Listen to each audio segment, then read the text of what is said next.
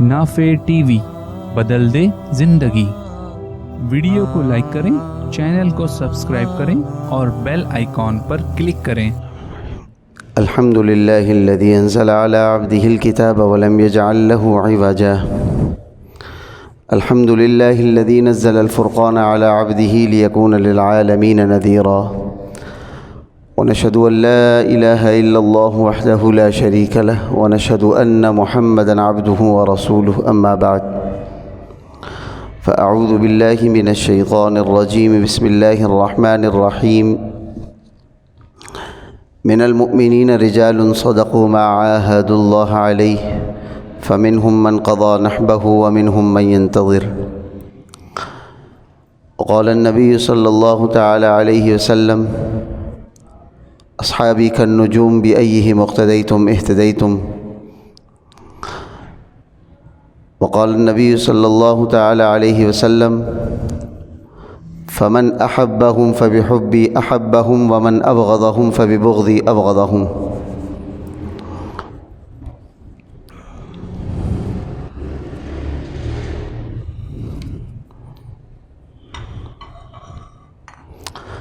सदक़ल्लाहुल अज़ीम। अल्लाहुम्मा सल्लि अला मुहम्मदिन नबिय्यिल उम्मी व अला आलिहि व सल्लिम तस्लीमा।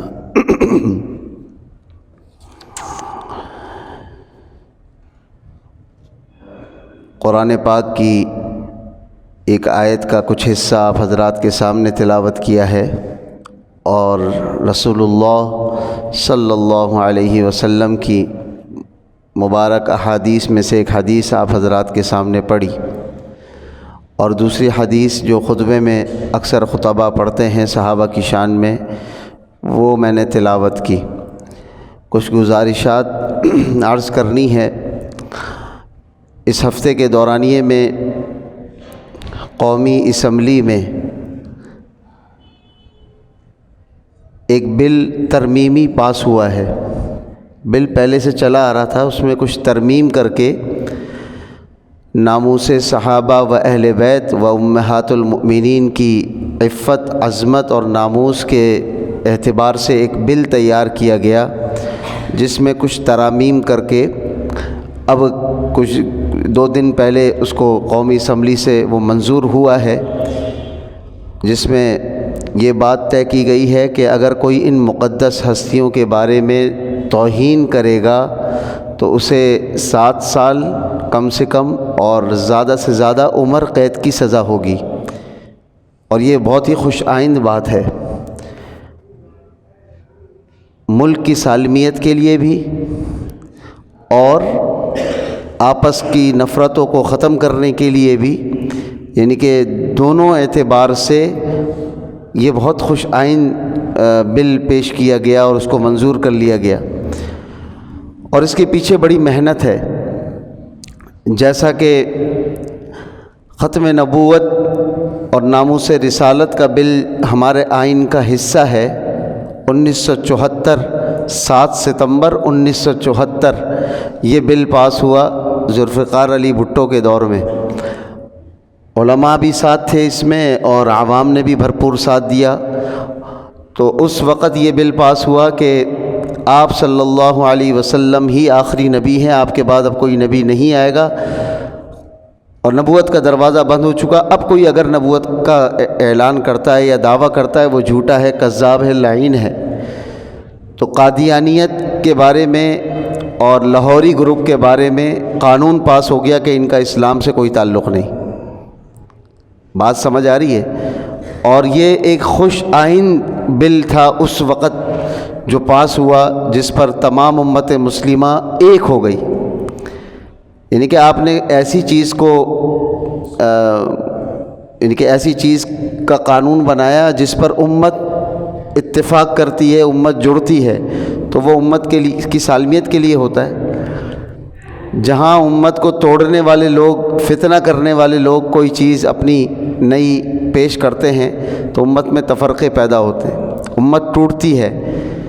और वो मुक़द्दस हस्तियाँ जिनके बारे में अल्लाह का कुरान सर्टिफिकेट दे रहा हो, तो हम कौन होते हैं उनके बारे में कोई हल्की बात करने वाले। तो ये नामूस रिसालत का बिल तो उस वक्त पास हो गया था اور اس کے پیچھے 100 سالہ تحریک تھی، لیکن ناموس صحابہ، امہات المؤمنین و اہل بیت، ان کے بارے میں کوئی ایسا بل قومی اسمبلی سے یا ہمارے ایوانوں سے پاس نہیں ہوا تھا، تو ہم ہر سال دیکھتے تھے کہ ہر سال کوئی چوک پہ کھڑا ہوا مراسی، کوئی چوک پہ کھڑا ہوا 2 ٹکے کا آدمی بڑی بڑی مقدس ہستیوں کے بارے میں ایسے نازیبہ کلمات اور توہین آمیز گفتگو کر رہا ہے، اور اس کو کوئی روکنے والا بھی نہیں ہے۔ اس سے کیا ہو رہا تھا؟ فساد فی الارض ہو رہا تھا کہ جب قانون اس کو نہیں روک رہا، آپ کی ریاست اس کو نہیں روک رہی، پھر یہ قانون لوگ اپنے ہاتھوں میں لیتے۔ کوئی بھی یہ برداشت نہیں کر سکتا کہ ابو بکر صدیق رضی اللہ تعالیٰ عنہ کے بارے میں کوئی ہلکی بات کرے، کوئی یہ برداشت نہیں کر سکتا کہ کوئی عمر رضی اللہ تعالیٰ عنہ کے بارے میں کوئی ہلکی بات کرے، نازیبہ کلمات توہین کرے، عثمان رضی اللہ تعالیٰ عنہ کے بارے میں، حضرت علی رضی اللہ تعالیٰ عنہ کے بارے میں، یا تمام صحابہ کے بارے میں کوئی بھی نازیبہ کلمات یا توہین کرے گا، تو جو صحابہ کے عاشق ہیں یا صحابہ کے نقش قدم پر زندگی گزارنے والے ہیں، صحابہ کو معیار ایمان سمجھتے ہیں، صحابہ کو اپنا آئیڈیل سمجھتے ہیں، اور کیوں نہ سمجھیں؟ یہ معیار ایمان کسی ایسے ہی نہیں کسی نے بنا دیا، اللہ کا قرآن، اور اللہ کا قرآن کہہ رہا ہے فَإِنْ آمَنُوا بِمِثْلِ مَا آمَنْتُمْ بِهِ فَقَدِ اهْتَدَوْا، کہ اگر تم ایماندار ہونا چاہتے ہو، ہدایت یافتہ ہونا چاہتے ہو، تو تم ایسا ایمان لے کر آؤ جیسا کہ یہ ایمان لائے ہیں، جیسا کہ یہ ایمان لائے ہیں۔ کون؟ صحابہ۔ جناب کریم نبی کریم صلی اللہ علیہ وسلم کی جماعت کا تذکرہ تو پورا قرآن اس سے بھرا ہوا ہے۔ ہم ان تفاسیر اور ان تاریخ کی کتابوں کی طرف جاتے ہی نہیں ہیں، ہم تو قرآن اپنی بعض آیات کی تفسیر خود بیان کرتا ہے، جسے تفسیر القرآن بالقرآن کہتے ہیں۔ بعض قرآن کی آیت کی تفسیر احادیث بیان کر رہی ہوتی ہے، جسے کہتے ہیں تفسیر القرآن بالحدیث یا بالسنہ، کہ قرآن کی تفسیر قرآن کی آیت سے سمجھ نہیں آ رہی، لیکن نبی کریم صلی اللہ علیہ وسلم کے اقوال سے اور آپ کی احادیث سے قرآن کی بات سمجھ آ گئی۔ بات سمجھ آ رہی ہے؟ تو قرآن اپنی بعض آیتوں کی تفسیر خود کر رہا ہے، اور اس میں اشارہ ہے، اس میں کئی جگہوں کئی مواقع پر تو صحابہ کی صفات کو ذکر کرتے ہوئے قرآن کہہ رہا ہے یؤمنون بالغیب ویقیمون الصلاۃ ومما رزقناهم ينفقون والذین یؤمنون بما انزل الیک وما انزل من قبلک وبالآخرۃ هم یوقنون۔ یؤمنون بالغیب سے ابو بکر مراد، یقیمون الصلاۃ سے عمر مراد، ومما رزقناهم ينفقون خرچ کرنے سے عثمان مراد، وبالآخرۃ هم یوقنون سے وما انزل الیک وما انزل من قبلک سے علی مراد۔ پھر ان سب تمام صحابہ کے لیے اللہ کا قرآن کہہ رہا ہے اولئک علی ھدی من ربہم، یہ تمام کے تمام ہدایت یافتہ ہیں، واولئک هم المفلحون، اور یہ تمام کے تمام کامیاب ہیں۔ کہیں اولئک هم الراشدون قرآن کہہ رہا ہے، کہیں اولئک هم الفائزون قرآن کہہ رہا ہے، کہیں اولئک هم المؤمنون حقا قرآن کہہ رہا ہے، وَكُلًّا وَعَدَ اللَّهُ الْحُسْنَى کا سرٹیفکیٹ قرآن دے رہا ہے۔ بھئی ہم بھی مسلمان ہیں، آپ بھی مسلمان ہیں، اگر کوئی ہم سے یہ پوچھے کہ بھئی آپ مسلمان ہیں تو آپ اپنے مسلمانی پر ہمیں کوئی دلیل پیش کریں،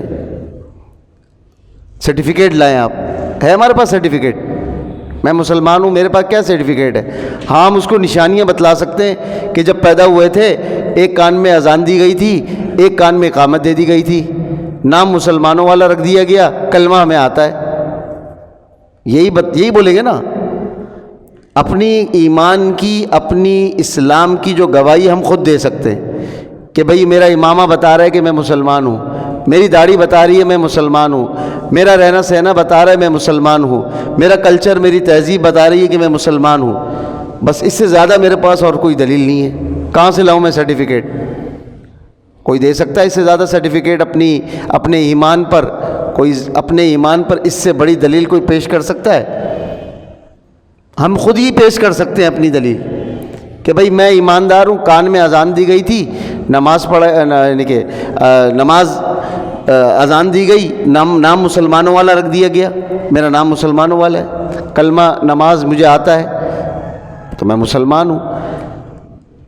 وہ ہستیاں، وہ جماعت جس کے بارے میں رب کا قرآن سرٹیفکیٹ دے ایمان کا، جن کے اسلام کی گواہی اللہ کا قرآن دے رہا ہو،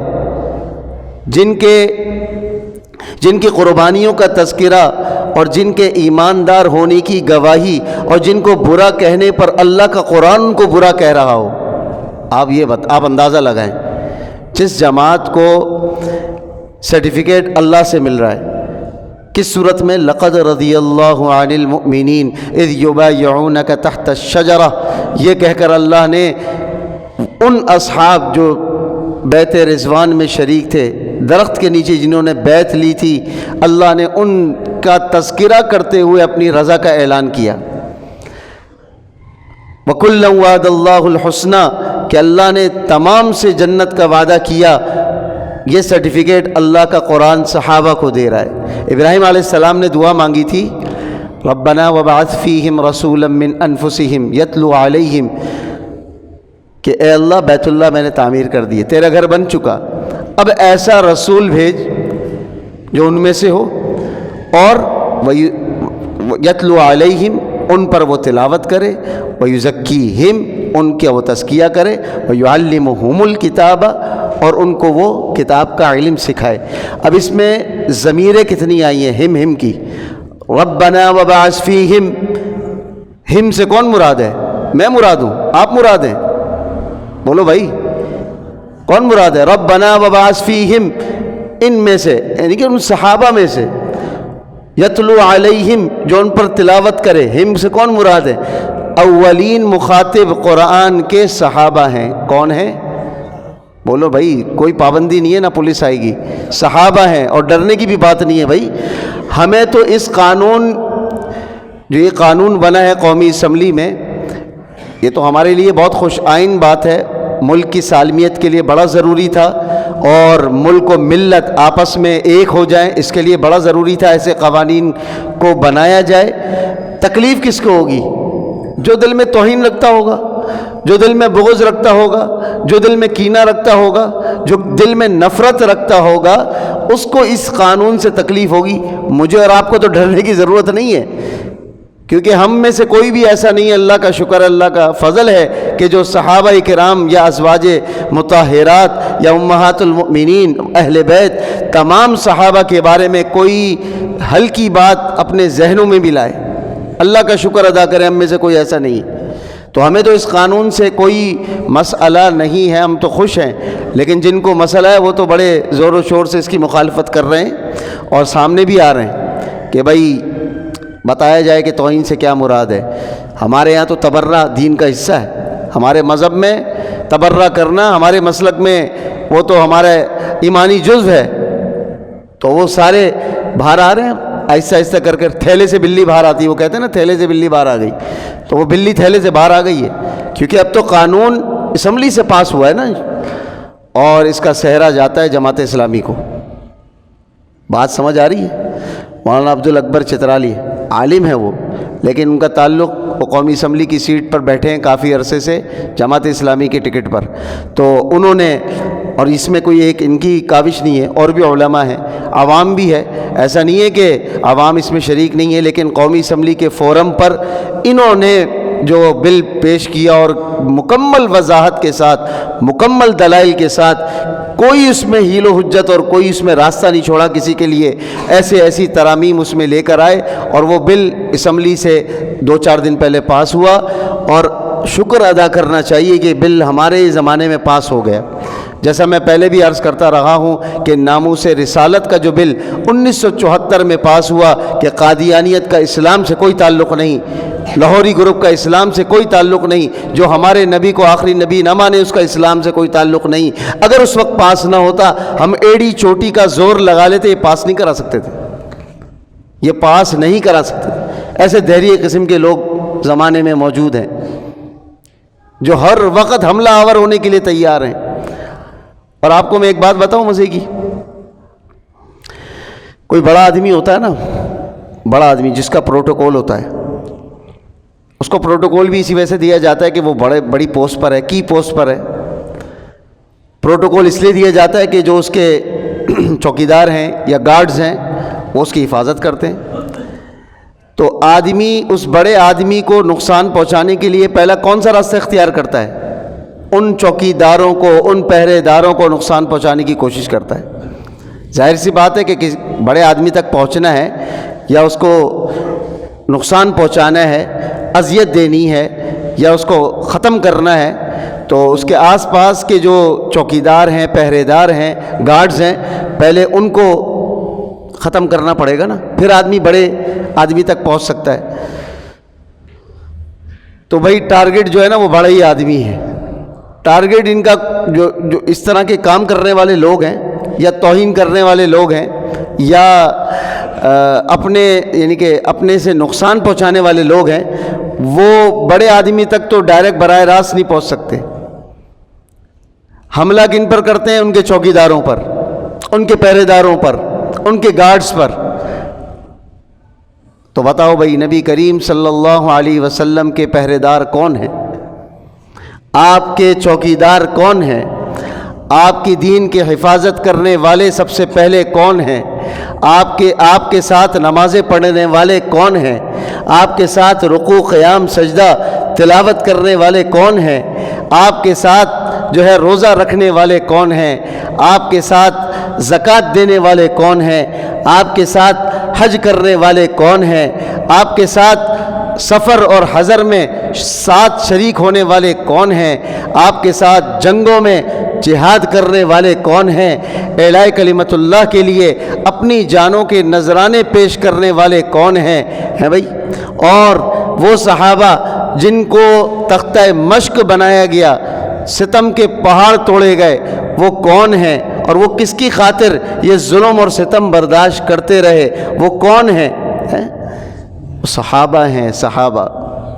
اس لیے نبی نے فرمایا اصحابی کالنجوم الصحابہ کلہم عدول، یہ ہمارا عقیدہ ہے، تمام صحابہ عادل ہیں۔ یہ کہہ دینا کہ 7-8 صحابہ کے علاوہ باقی سب منکر ہو گئے تھے، یا 7000 آخر میں ایک آخر کی جب بات کرتے ہیں تو یہ کرتے ہیں کہ 7000 صحابہ کے علاوہ باقی سب مرتد ہو گئے تھے، نعوذ باللہ۔ پھر تو نبی، یہ تو ڈائریکٹ حملہ نبی پر ہو رہا ہے، واسطے سے حملہ کس پر ہو رہا ہے؟ صحابہ کا انکار یا صحابہ کی عظمت کو گھٹانا۔ کس کی عظمت کو گھٹانا ہے بھائی؟ کیونکہ ان پر محنت کس نے کی ہے؟ نبی کریم صلی اللہ علیہ وسلم نے محنت کی ہے، تو آپ کو نبی کی محنت میں شک ہے؟ نعوذ باللہ۔ نبی فرما رہے ہیں کہ اصحابی کالنجوم، نبی فرما رہے ہیں صحابۃ کلہم عدول وکلا وعد اللہ الحسنی، قرآن کہہ رہا ہے۔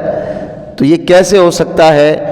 یہ کیسے ہو سکتا ہے کہ نبی علیہ الصلاۃ والسلام کے پردہ فرما جانے کے بعد صحابہ اپنے دین سے پھر گئے؟ نعوذ باللہ۔ وہ دن بھی یاد کریں کہ جب آپ صلی اللہ علیہ وسلم اس دنیا سے پردہ فرما رہے، اے ہے کتنا بھاری اور مشقت دن تھا امت پر۔ صحابہ وہ جماعت تھی اس وقت، وہ کہتے ہیں نا صحابہ دین کا سرمایہ ہیں، اور سب سے بڑی جو اس وقت ڈھارس بنے تھے، امت کو سہارا دینے والی ذات جو بنی تھی، امت کو جو ہے نا ایک جان کرنے والی جو شخصیت تھی، وہ ابو بکر صدیق رضی اللہ تعالیٰ عنہ تھے۔ بات سمجھ آ رہی ہے؟ کہ جب پتہ چلا کہ آپ صلی اللہ علیہ وسلم پردہ فرما گئے تو حضرت علی سکتے میں آ گئے۔ حضرت علی، حضرت عمر سکتے میں نہیں آئے۔ حضرت عمر نے فرمایا کہ اگر کوئی یہ کہے گا نا کہ آپ صلی اللہ علیہ وسلم دنیا سے تشریف لے گئے، میں اس کی گردن اڑا دوں گا۔ بات سمجھ آ رہی ہے؟ اور یہ بڑے بڑے جلیل القدر صحابہ کا یہ یعنی کہ یہ جذبات تھے۔ کیوں؟ محبت تھی عملی طور پر۔ صبح اٹھتے تھے، جب تک نبی کو دیکھ نہ لے دن نہیں گزرتا تھا، نبی کی صحبت اٹھا نہ لیں، ان کے دل کو تسلی و تشفی نہیں ہوتی تھی۔ ہم ان ہستیوں پر بات کرتے ہیں کہ جو ہر وقت نبی کو دیکھ کر اپنی آنکھیں ٹھنڈی کیا کرتے. ایک صحابی اپنی آنکھیں ضائع کر گئے کہ اب ان آنکھوں کا کیا فائدہ, دعا کر رہے ہیں اللہ میری آنکھوں کی بینائی لے لے. جو نبی کو دیکھ کر, نبی کے چہرے کو دیکھ کر جو ٹھنڈی ہوا کرتی تھی, اب کس کو دیکھا کریں گی کہ اللہ میری آنکھوں کی بینائی لے لے, مجھے نہیں چاہیے بینائی. آپ اس ہستیوں کے بارے میں بات کرتے ہیں, دین سے پھر گئے. ابو بکر صدیق رضی اللہ تعالیٰ عنہ اس کیفیت میں کہ جب مسلمان اس تذبذب کا شکار ہیں اور نبی پردہ فرما گئے ہیں, بڑے بڑے جلیل القدر صحابہ بھی اپنے جذبات پر قابو نہیں رکھ پا رہے, ہر ایک نا امید ہے. ابو بکر صدیق رضی اللہ تعالیٰ عنہ نے صحیح جانشینی کا حق ادا کیا, ایسے نہیں جانشین بنایا تھا. پچھلے ہفتے اسی پر بات ہوئی تھی, خلافت میں اول, صداقت میں اول, ایسے ہی نہیں کہا. آج کل تو لوگ یہ کہہ رہے ہیں کہ ابو بکر کو صدیق اور عتیق کا لقب حضور نے علی کو دیا تھا, صدیق کو تھوڑی دیا تھا. او بھائی, جو صدیق کو صدیق نہ مانے, یعنی کہ وہی بات ہو گئی کہ ابو بکر کو اگر کوئی صدیق نہ مانے تو اس کائنات میں کوئی صدیق ہو سکتا ہے؟ جو ابو بکر کو مومن نہ مانے تو اس کائنات میں کوئی بھی مومن نہیں ہے. عجیب بات کرتے ہیں. تو صحیح جانشینی کا حق ادا کرتے ہوئے آپ تشریف لائے, آپ صلی اللہ علیہ وسلم کے چہرے کی زیارت کی, بوسہ دیا پیشانی پر, اور پھر باہر مجمع کو ہٹاتے ہوئے مجمع کو ہٹا کر منبر رسول صلی اللہ علیہ وسلم پر جلوہ افروز ہوئے اور خطبہ دیا. دو باتیں کہیں, قرآن کی آیت پڑھی اور ایک بات کہی کہ اگر کوئی اللہ کے نبی صلی اللہ علیہ وسلم کی عبادت کرتا تھا تو سن لو آپ صلی اللہ علیہ وسلم پردہ فرما گئے. جو آپ کی عبادت کرتا تھا, آپ کو خدا سمجھتا تھا, تو آج سن لو آپ صلی اللہ علیہ وسلم پردہ فرما گئے. لیکن جو اللہ کی عبادت کرنے والا ہے تو اللہ حی لا یموت, اسے کبھی بھی جو ہے نا موت نہیں آ سکتی, وہ موت سے پاک ہے. صحابہ نے فوراً سے ان کو حوصلہ ہوا, بات تو ٹھیک کہی ہے. قرآن کی آیت اس پر پڑھی, فَإِن مَاتَ أَوْ قُتِلَ انقلبتم عَلَىٰ أَعْقَابِكُمْ, کہ تم کیا دین سے اس وقت پھر جاؤ گے کہ جب نبی کو اس دنیا سے جانا پڑے یا نبی اللہ کے راستے میں شہید ہو جائیں, تو کیا تم اس دین سے پھر جاؤ گے؟ دین تو اللہ کا ہے, جو اللہ کی عبادت کرنے والے ہیں, اللہ تو کبھی بھی اس کو موت نہیں آ سکتی, وہ تو ہمیشہ سے ہے, ہمیشہ تک رہے گا. یہ خطبہ ارشاد فرمایا, صحابہ کو تسلی ہوئی, امت کو سہارا ملا. ایسے جذبات تھے صحابہ کے, یعنی کہ عشق کی داستانیں تو عشاق کی جب لسٹ بنائی جائے گی نا, یعنی کہ جو مصطفیٰ کے حضور صلی اللہ علیہ وسلم کے عاشقوں کی لسٹ بنے گی قیامت کے دن نا, کہ کس میں کتنا عشق ہے. تو میرے بھائیوں, ہم بہت پیچھے ہیں. وہ صحابہ ہی ایک جماعت اولین, اور ان میں بھی بعض کو بعض پر فضیلت ہے. تو ابو بکر صدیق رضی اللہ تعالی عنہ سر فہرست ہوں گے. اور عاشقان مصطفیٰ صلی اللہ علیہ وسلم کی جب لسٹ بنے گی, نمبر ابو بکر کا ہی پہلا ہوگا. عمر کہہ رہے ہیں کہ تبوک کے موقع پر جب مال کا مطالبہ ہوا تو نبی علیہ الصلاۃ والسلام نے جب اعلان کیا کہ مال کی ضرورت ہے, تو میرے پاس اس وقت میں مالدار تھا. ابو بکر صدیق رضی اللہ تعالیٰ عنہ کی حالت کمزور تھی مالی اعتبار سے. میرے دل میں خیال آیا کہ اب تو میں سبقت لے جاؤں گا, آج میں نمبر لے جاؤں گا. لیکن آپ صلی اللہ علیہ وسلم نے سوال ہی بدل دیا کہ کیا گھر میں چھوڑ کر آئے ہو؟ یہ آدھا مال لے کر آئے تھے, آدھا چھوڑ کر آئے تھے. ابو بکر صدیق رضی اللہ تعالیٰ عنہ سارا مال لیا, کچھ بھی گھر میں نہ چھوڑا. تو ابو بکر صدیق رضی اللہ تعالیٰ عنہ نے جب کہا کہ میں اللہ اور اس کے رسول کے نام کو گھر چھوڑ کر آیا ہوں, باقی سب چیزیں لے آیا, عمر رضی اللہ تعالیٰ عنہ ٹھنڈے ہو گئے. کہا کہ میں ان سے کبھی نہیں جیت سکتا. تو ہم کون ہوتے ہیں ان کے بارے میں کوئی ہلکی بات کرنے والے؟ صحابہ معیار ایمان ہیں, اس بات کو مانیں. اللہ کا قرآن کہہ رہا ہے, صحابہ سے اللہ نے اپنی رضا کا اعلان کیا ہے, اس بات کو تسلیم کرے. اللہ کا قرآن کہہ رہا ہے, تاریخ کی کتابیں نہیں کہہ رہی. جو لوگ ہمیں فتنوں میں مبتلا کر رہے ہیں وہ تاریخ کی کتابوں سے بتا رہے ہوتے ہیں بھائی ہمارے پاس قرآن موجود ہے کہ نہیں. چلو ہم یہ بھی مان لیں کہ بھائی کتب احادیث میں روایات موجود ہیں، تو بھائی کتب احادیث میں روایت موجود ہیں، اگر ایک طرف اللہ کا قرآن آ جائے ایک طرف احادیث کی روایت آ جائیں، کس کو لیں گے؟ فیصلہ کرو. کیونکہ احادیث کی کتابیں بھی تو بعد میں لکھنے والوں نے لکھی نا. اللہ کا قرآن میں تو کوئی شک و شبے کی گنجائش نہیں ہے. ہم تو آپ کو بڑی دلیل والی کتاب پر لے کر آ رہے ہیں. ہم آپ کو اس بات پر لے کے ہی نہیں جا رہے کہ فلانے نے کہا، فلانے نے کہا، فلانے محدث نے کہا، فلانے مفسر نے کہا، فلانے مفقہ نے کہا، فلانے مکبر نے کہا. ہم تو یہ کہہ ہی نہیں رہے. ہم تو کہہ رہے اللہ نے کہا. پھر گنجائش رہتی ہے. تو یہ قانون پاس ہوا ہے، اس کا بھرپور خیر مقدم کرنا ہے. ایسا نہ ہو کہ سازش کرنے والا ٹولہ یہ بل ختم نہ کرا دے. اللہ اس کی حفاظت فرمائے، اس بل کی حفاظت فرمائے. جیسا کہ ناموس رسالت پر، اور اس میں عوام کا بہت بڑا کردار یوں ہوتا ہے جب سب یک زبان اور یک جان ہو جائیں.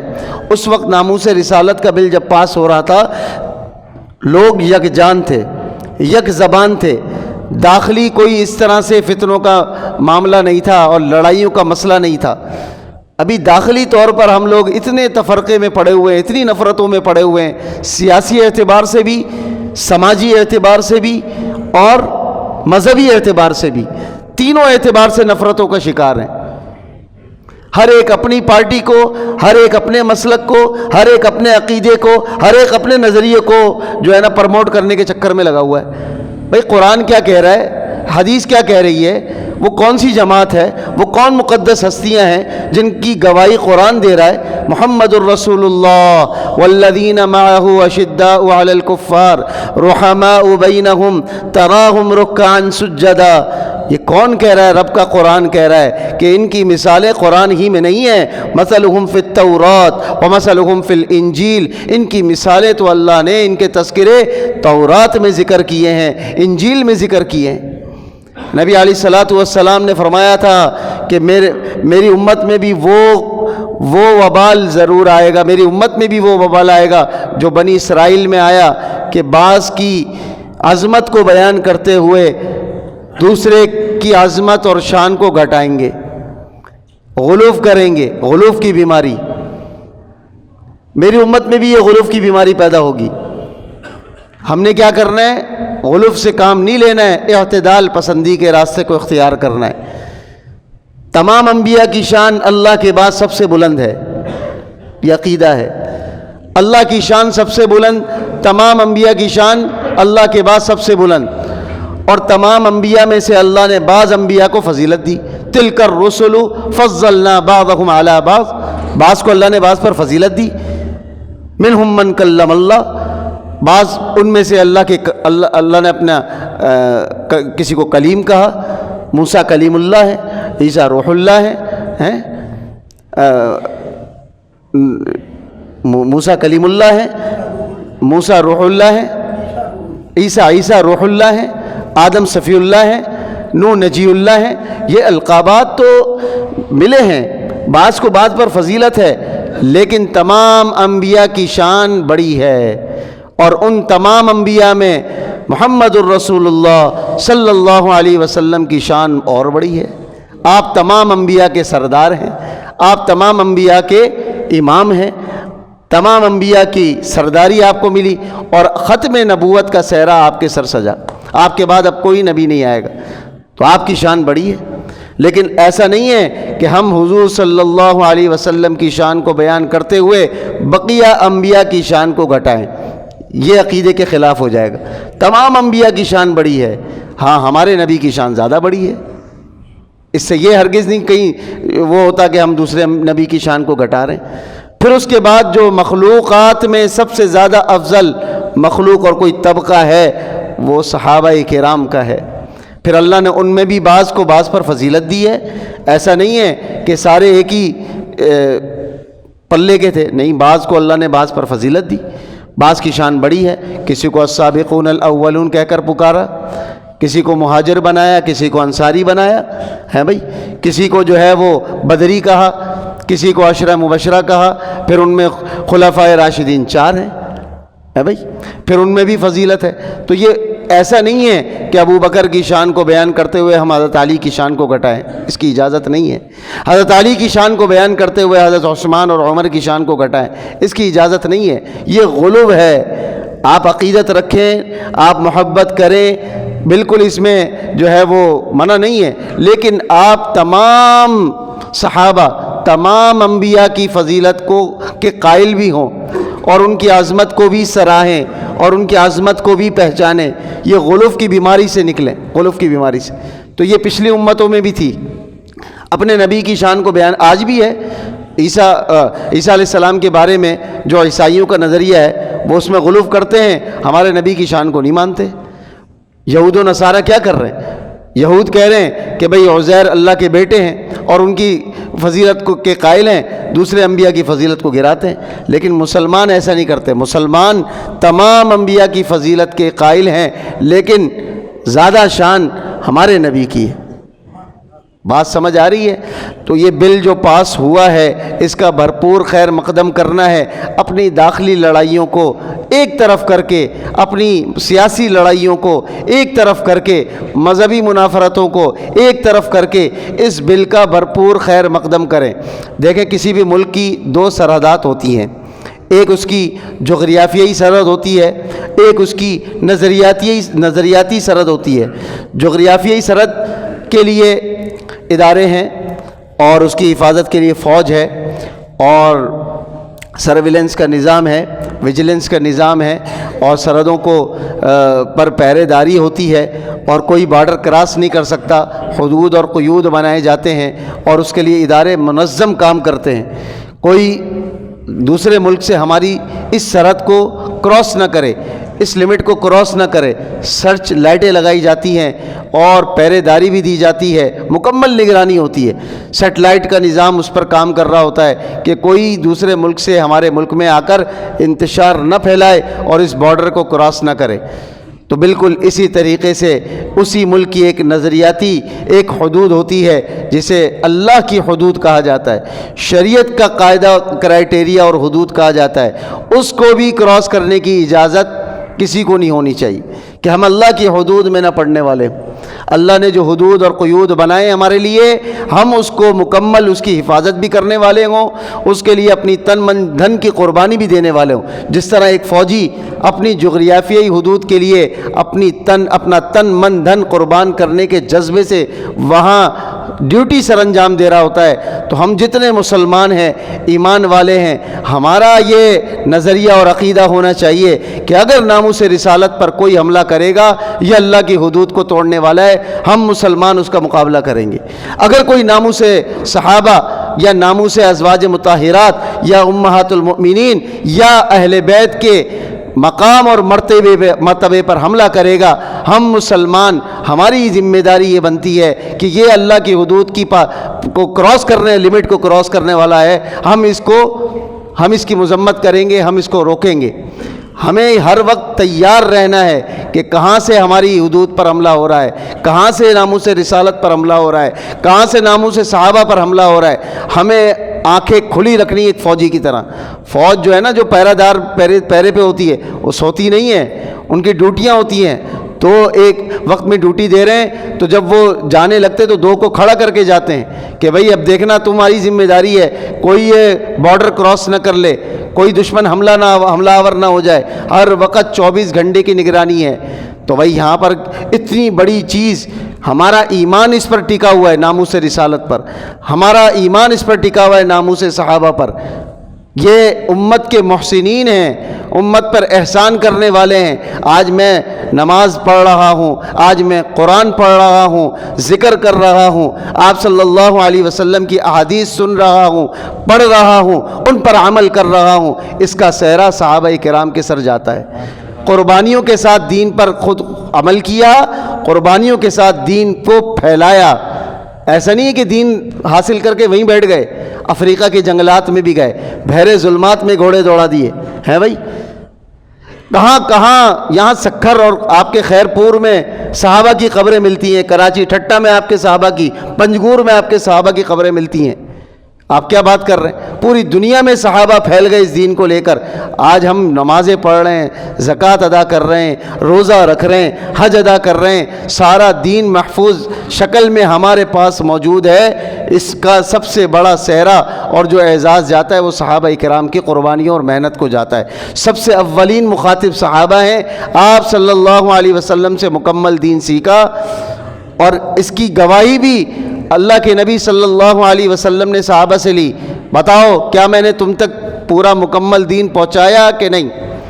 سب نے کیا کہا تھا؟ بالکل پہنچایا. اگر یہ معاملہ ہوتا کہ منکر ہو گئے یا بعد میں مرتد ہو گئے نعوذ باللہ, تو اس گواہی کا کیا فائدہ بھائی؟ جھوٹی گواہی لی تھی نعوذ باللہ. ہمارا تو یہ عقیدہ نہیں ہے. تمام صحابہ عادل ہیں, تمام صحابہ ستاروں کی مانند ہیں.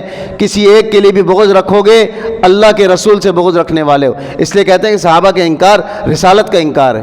قرآن وہ حدیث ہے نا, فمن احبہم فبحبی احبہم ومن ابغضہم فببغضی ابغضہم, کہ جو ان سے بغض رکھے گا وہ مجھ سے بغض رکھے گا, جو ان سے عداوت رکھے گا اس نے مجھ سے عداوت رکھی, جو ان سے نفرت کرے گا اس نے مجھ سے نفرت رکھی. لیکن جو ان سے محبت کرے گا, جو ان کے نقش قدم پر چلے گا, گویا کہ اس نے مجھ سے محبت کی, میرے نقش قدم پر چلا.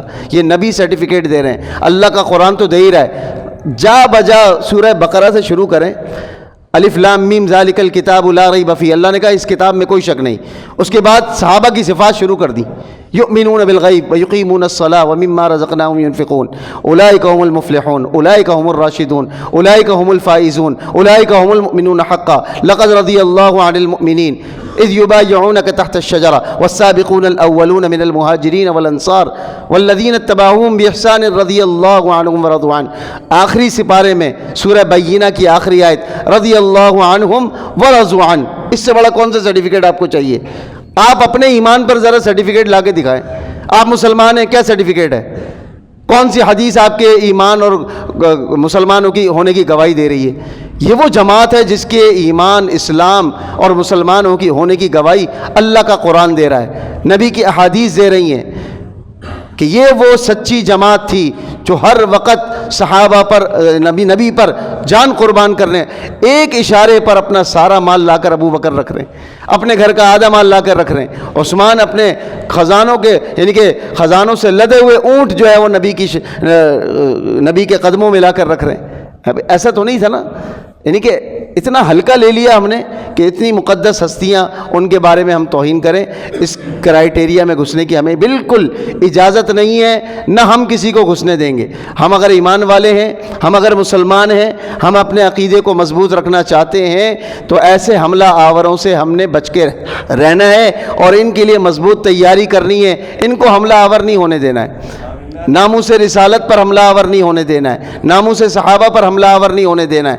ازواج مطہرات تمام امہات المؤمنین کی عظمت, عفت, پاک دامنی کی گواہی اللہ کا قرآن دے رہا ہے. ہم کسی کے بارے میں ہلکی بات سننے کے لیے تیار نہیں ہیں.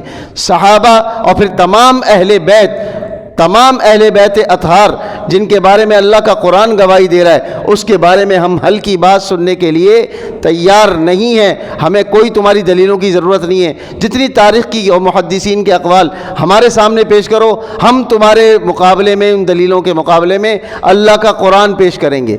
اللہ کے قرآن سے ہم تمہیں دلیلیں دے رہے ہیں. ہم احادیث اور ہم جو ہے وہ اقوال تاریخ کے کتب تاریخ کے اقوال, یہ ہم اس کی طرف جاتے ہی نہیں ہیں کہ وہ کیا کہہ رہے ہیں, وہ کیا کہہ رہے ہیں, وہ کس نے لکھی, وہ کیا لکھی.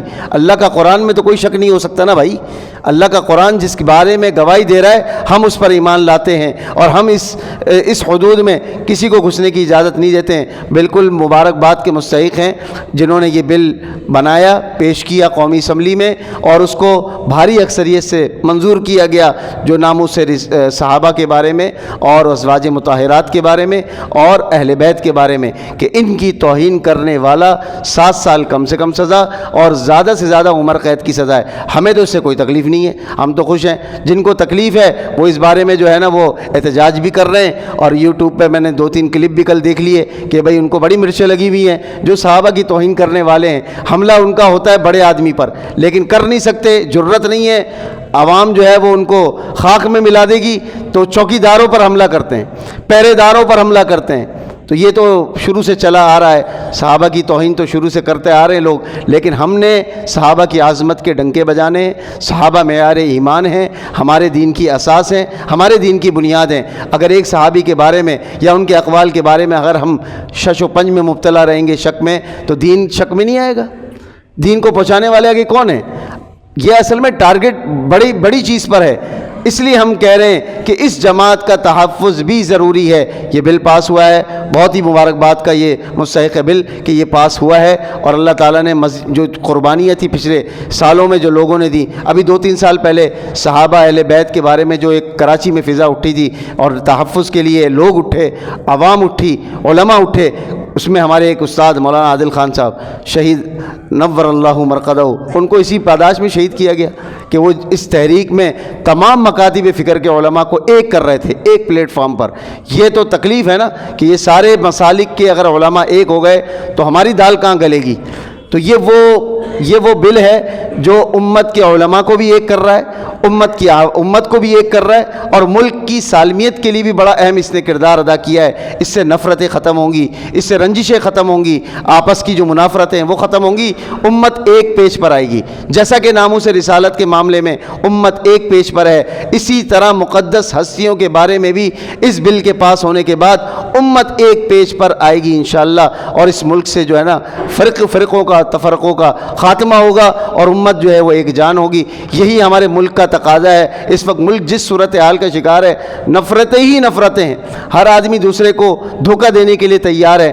تو ہمیں اس وقت اس بل کی بھرپور جو ہے نا وہ حوصلہ افزائی کرنی ہے، تاکہ یہ بل کسی اور گھٹائی میں نہ پڑ جائے، یہ بل اسی طرح ہمارے آئین کا حصہ بنا رہے۔ اللہ تعالیٰ بولنے سننے سے زیادہ عمل کی توفیق نصیب فرما دے۔ چند روزہ زندگی گزرے اسلام پر، خاتمہ ہو ایمان پر، نزک عالم جب طاری ہو زبانوں پر جاری ہو، لا الہ الا اللہ محمد الرسول اللہ صلی اللہ تعالی علی خیر خلقہ محمد وعلی آلہ وصحبہ اجمعین، آمین برحمتک یا ارحم۔ نافع ٹی وی، بدل دے زندگی۔ ویڈیو کو لائک کریں، چینل کو سبسکرائب کریں اور بیل آئیکن پر کلک کریں۔